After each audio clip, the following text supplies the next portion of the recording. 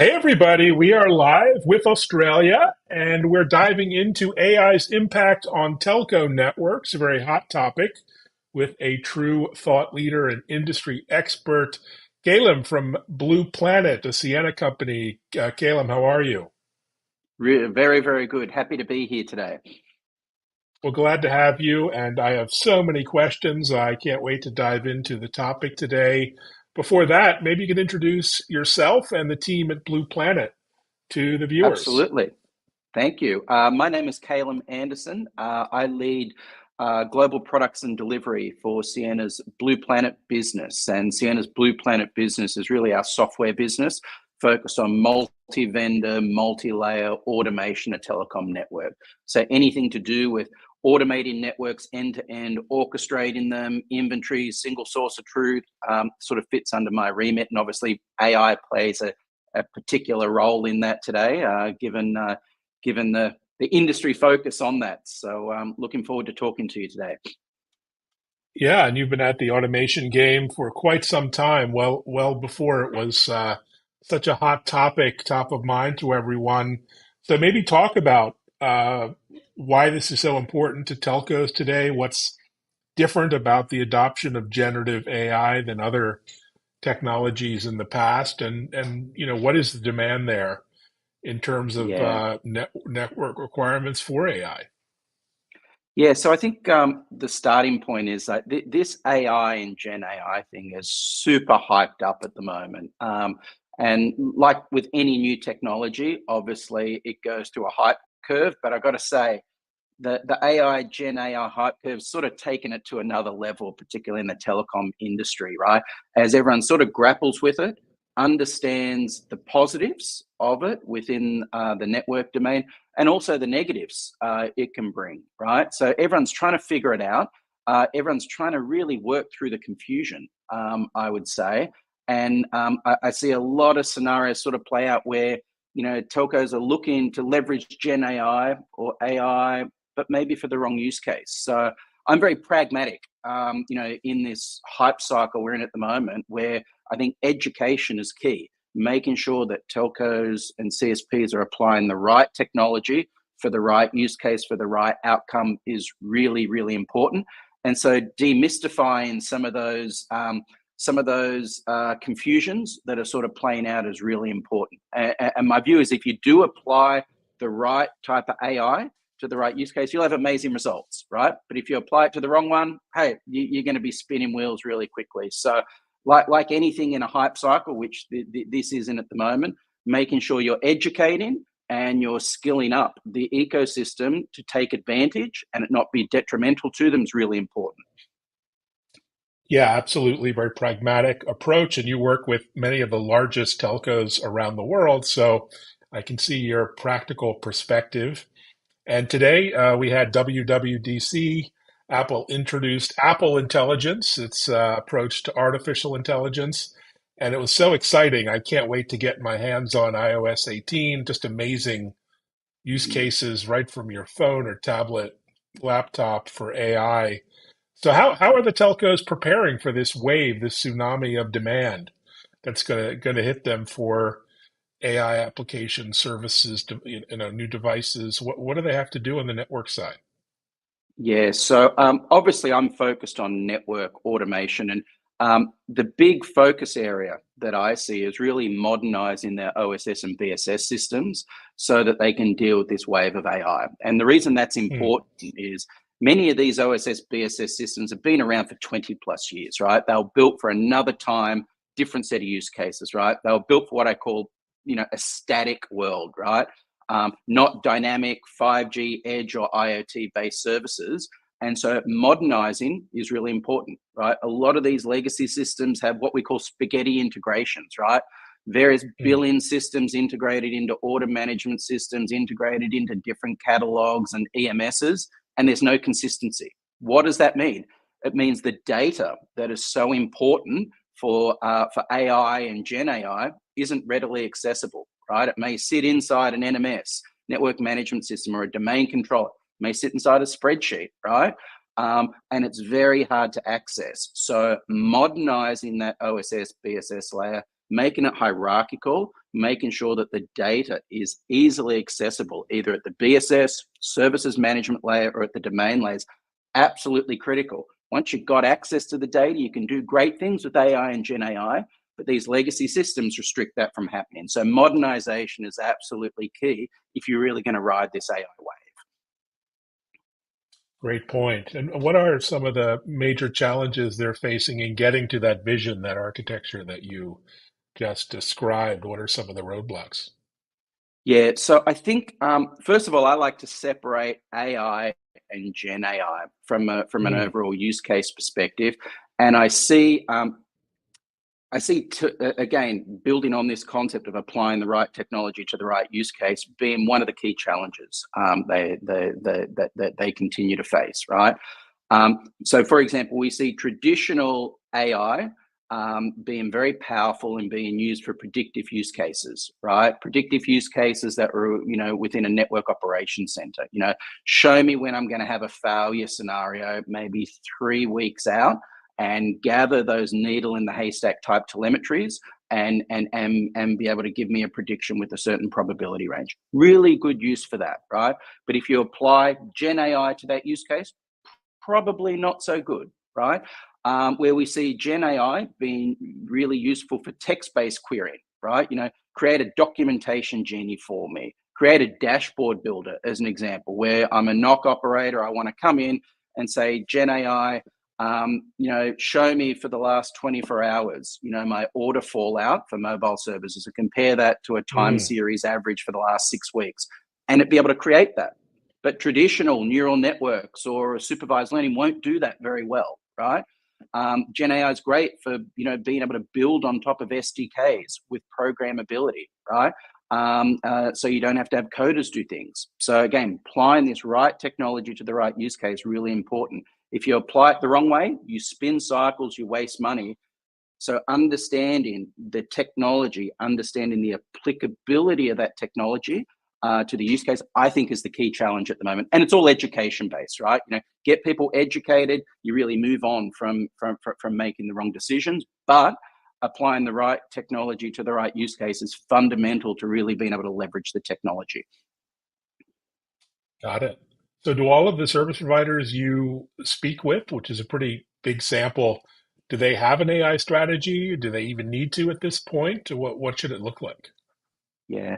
So I think everyone is dabbling in AI in the telecom industry. So I think the answer to your question is yes, right? But they're all doing it in different ways, right? Mm, And I think given the fact that AI is probably the one of these 1 in 20 year disruptive forces, it's really important that everybody is investing quite heavily in this so that they can either leverage as a competitive advantage or level in the playing field. So what do we see as a pragmatic approach to really introducing AI into a telecom environment?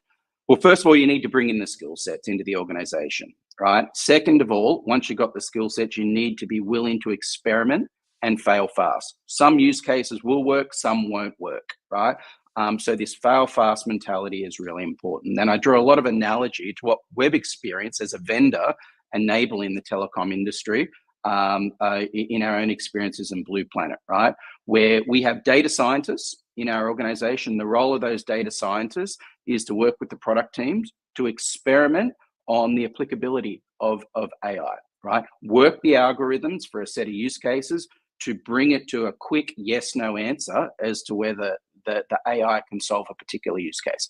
Fail fast if it doesn't work. If it does work, then they need to work with the line of business to really harden for a production use case. Take the algorithm, harden it, and then be able to bring it into a production network that has the fidelity and outcomes that are expected of the business. So that whole concept of moving it from experimentation, research, working with the line of business, absolutely critical, we've found, if you're going to have a productive AI strategy that delivers tangible value. yeah, well said.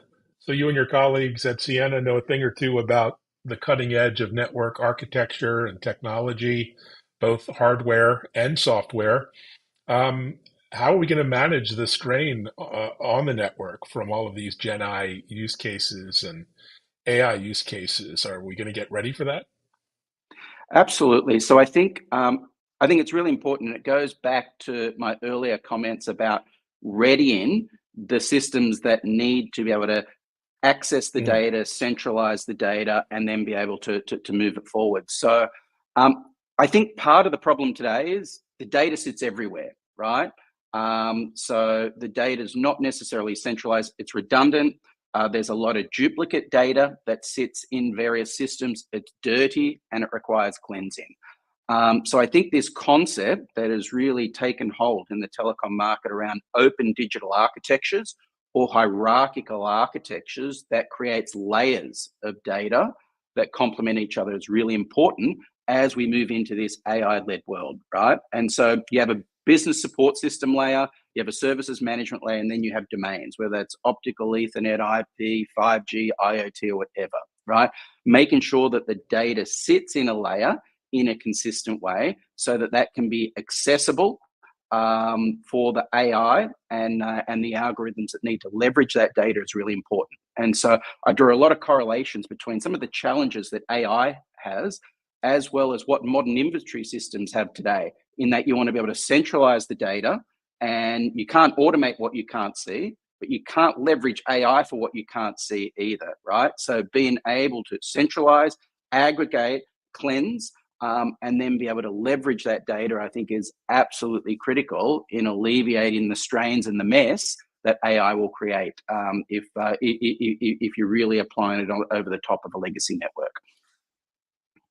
great insight. Let's talk a little bit about AI's impact within the telco network. Um, how are you seeing this? You mentioned dabbling. How are you seeing this deployed, tested, integrated today? Any favorite examples or use cases that you come across? Yeah, there's a few. So on the traditional AI side, like we talked about this predictive analytics use case already, I think it's a really powerful one, right? Leveraging the AI to be able to identify failure scenarios before they happen. That really Mm, changes the whole paradigm within a network operations center where they're reacting, right? An issue happens, they create an incident or a ticket and they go solve it, right? If you know something's going to happen before it does, then you're really moving into a proactive switch that I think is absolutely critical. The second area of applicability is we think that AI is very powerful in the planning and design phase of a telco network, right? And one of the key challenges we see with telcos is they're maintaining synchronicity between what they planned and actively what's in the network, right? It's mm. called inventory and network synchronization. Great example of leveraging AI to maintain the states and then automatically apply policies so that the planned state and the active network state is consistent. We see cross-layer stitching being a big one. You know, telcos are starting to get into this world of what we call multi-layer automation, where there's dependencies lower down the stack with these higher level layers, whether it's mobile, IP/MPLS, or business services, right? And understanding if you make a change down low, then what's the impact of the higher layer system? We call that cross-layer stitching, right? And so Mm, being able to leverage the AI to be able to do this cross-layer stitching and understand the difference between a symptom and a cause is really good applicability. And then there's numerous use cases that we see within the network operations center itself. Things like deduplication of alarms, storms, correlating alarms to service paths. AI is great in being able to take all that rich data and then be able to identify those needle in a haystack scenarios and then play it back to the business so you can drive more efficiency. So I believe lots of really good use cases and applicability that we're starting to see today in driving efficiency and performance. fantastic. Well, those are key: efficiency and performance, but also benefits for consumers or the businesses that use these networks. Hopefully, we'll see those trickle down to us end users as well in terms of provisioning and flexibility and all the benefits of cloud. What do you think? I think it's a huge one. So Mm, if you think about it, you know, the cloud is so rich in terms of data. that being able to leverage the cloud for AI-based use cases, I think, is really important, right? So if you look at cloud, what is cloud really good at? It's really good at being able to scale out things on demand, be elastic and be Mm. portable, right? If you look at some of the AI queries that are going to be playing out, they're going to be very, very data intensive, right? So being able to scale out the AI queries based on data sets and leveraging the cloud for that is going to be really, really important. So cloud has a role to play in AI. AI also has a role to play in cloud in that being able to pull the telemetry from the cloud, from the network, from the infrastructure, and from the applications, and then be able to really dig through that information to, again, to be able to identify source-based problems versus symptom-based problems, and then be able to use that rich telemetry to really take observability to that next level, I think is also going to be a key scenario that plays out in the future. So AI will leverage cloud, and I believe cloud will leverage AI to really drive the next layer of observability that we see in the marketplace. Fantastic opportunity. And we're seeing a lot of the big tech players double down on AI and security and network security. Are you seeing that happening on the telco side as well? So they can stay on top of security threats in a way that they maybe haven't been able to in the past with a human-centered approach. Definitely. So I think this is going to be an area that really expands out in the next 24, 36 months, is the role of AI in telecom-based security. I think it's a huge untapped area that we're really just starting to play with at the moment. So a good example is, you have, state-sponsored actors, potentially, creating security or hacks from different countries. Being able to leverage the AI to inspect BGP routes and BGP peering points, as an example, and identify particular, very granular anomalies that could be coming through particular BGP peering points that could be coming from a state-sponsored actor in a particular country.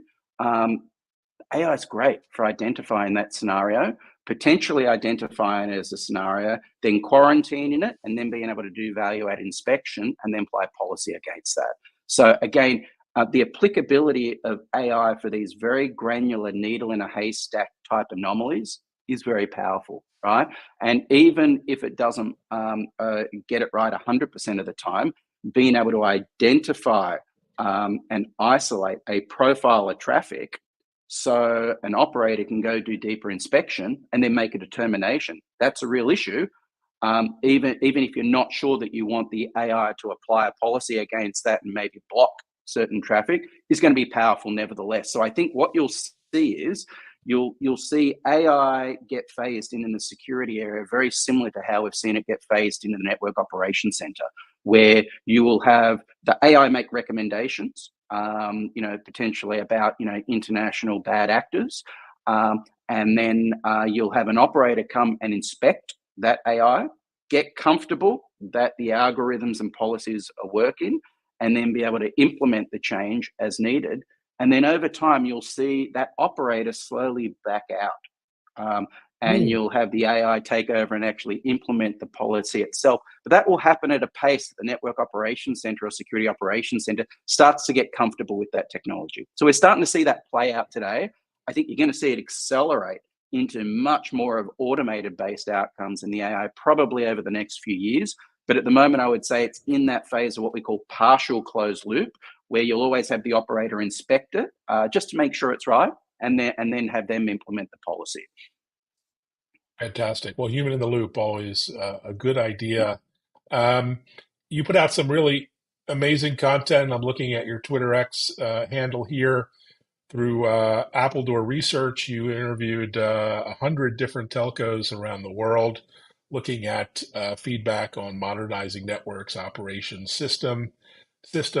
I haven't read the report, but any big takeaways from that, and what were some of the highlights maybe from Yeah, those considerations? so I think the big one is, when you look at modernization efforts, right? looking at how do telcos really justify that investment across the Mm, business. And I'm probably not stating anything that anyone wouldn't figure out themselves, but ROI is key, right? If you can't build a tangible ROI for any modernization or mm, transformation effort, it's going to be really hard to implement. But today, if you look at the investment profile across any modernization effort, it's really built into three types, right? Either save me money, I take cost out of the business, make me money, be able to bring services to market quicker or more mm, efficiently, or de-risk the business, which is the security scenario, right? You know, minimize an outage or minimize a security mm. incident, right? We still see today most of these modernization and transformation efforts focused on cost takeout as the primary priority. So projects are being justified or an ROI built in terms of cost takeout. The data sort of showed in terms of that research, that's probably going to shift over the next 24 months as telcos do a lot of optimization in terms of costs within the network operations center, within their fulfillment business, to revenue generation, right? As they look to implement new services over the next 24, 36 months to piggyback off their investment in 5G, they're going to want to be able to bring services to market much quicker. So those same systems that have been implemented to take cost out are going to need to be able to show an acceleration for the telco and being able to drive new revenue streams, launch new services more efficiently, and be able to provide a competitive advantage to the marketplace. So we expect to see that shift being very much ridden off the back of their 5G investments as telcos try to figure out how to monetize 5G better. Well said. So you have a really interesting event coming up with the TM Forum, the big digital transformation world event. Tell us about that event. I'm jealous. I'm not there. I always look forward to going to Copenhagen in the summer. But what's the big idea? Any preview of your work there? Yeah, so Copenhagen is our big event for Blue Planet. Mm, Is the digital transformation. Well, it's a TM Forum based event, very much focused on the OSS, BSS market and digital transformation in general. We've got a few big themes we're doing at this event this year. So we continue to invest very, very heavily in our 5G automation story. So we're going to be able to show our 5G network slicing solution, our 5G monetization, our 5G RAN mm, rollout solutions across the industry. We think that's very timely at the moment, all leveraging AI, obviously at its foundation and core to drive closed loop action. We're going to be showcasing two big catalysts, one with British Telecom, where we're doing essentially orchestration and automation of IoT-based services, being able to activate SIMs and for IoT-based devices in volume, and be able to do that in a zero-touch lights out-based approach. The second use case is going to be a smart farming use case that we showcase with an ecosystem of providers, where we essentially create a private 5G network and then activate devices, farming devices essentially on the edge of that network, creating a network mm. slice, and then being able to dynamically expand or contract that slice based on actual demand that is happening in the network to manage capacity more effectively. So we think two really cool catalyst projects are going to show the applicability of 5G to particular monetization-based use cases. And then I'm going to be speaking at the event also, going to be speaking with Virgin Media Ireland, where we actually Mm. showcase the rollout of their next generation fiber network and how they've leveraged a combination of inventory, service order management, and orchestration to basically do closed loop automation of that network. So very busy event for us, and really excited about speaking and showcasing some of these innovations that we're pushing. Fantastic. Well, you'll be spending a lot of time on an airplane, I imagine, but luckily you have a great national airline at Qantas, which I imagine you're pretty familiar with. So you're I'm very familiar with those Qantas guys, absolutely. Yeah, they take care of me. fantastic. And have they put Starlink on board yet? That would be quite a productivity boost if They as haven't. and No, when. they probably need to. Actually, that's one of the things that Qantas can do internationally on most of their international flights. They actually don't have Wi-Fi, so I don't know why, but Oof. yeah, yeah. Well, hopefully someone's listening and they can get on Mm. board the satellite train. That would be fantastic. Well, thanks so much for joining. Really interesting insights, and we'll be joining some of us remotely watching some of the content at the TM Forum. And good luck. Have a great trip. Great. Thank you for your time. Appreciate it. Thanks so much. Likewise. And thanks everyone for watching and sharing.